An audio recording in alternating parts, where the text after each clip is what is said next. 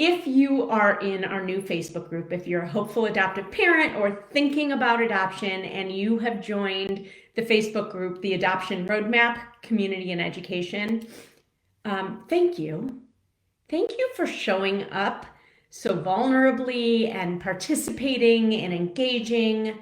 What a beautiful community we are building. And if you're not part of it and you are somebody who's thinking about adopting, or you are on that path right now, anywhere from thinking about it all the way to finalization, I invite you to join in our community.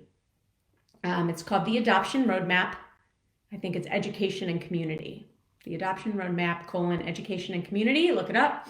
It is a community that I had an intention to start where we could be our best selves and be joyous and have this be a feel-good journey.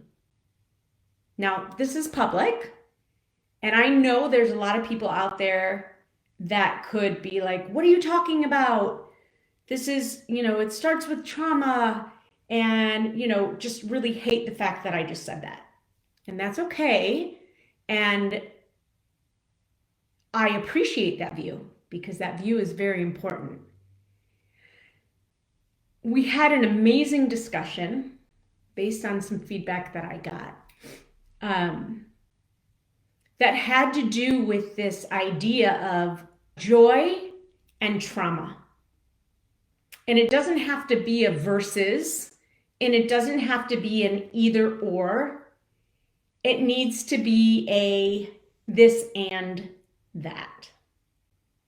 And what I've been finding is there's not a lot of space for joy around adoption. We, of course, address the trauma. And I'm not naive. I know adoption starts with trauma, and there's a lot of complicated layers. And there's joy. And hopeful parents feel joy when they start this journey, when they're going through this journey, when they know that this could be the path that leads them to be a parent. And those feelings are okay. I want to acknowledge that.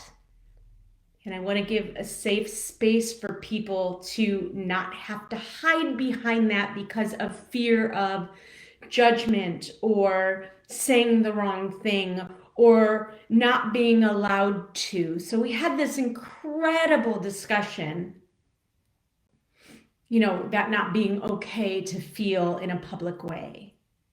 So we had this incredible discussion where one of the members of our community did a live with me. And so we had this discussion together and we talked about all the different layers and how, it may culminate in this place of being at the hospital, right? Where you're handed a baby and all you want to do is cheer because you've been waiting for this all your life.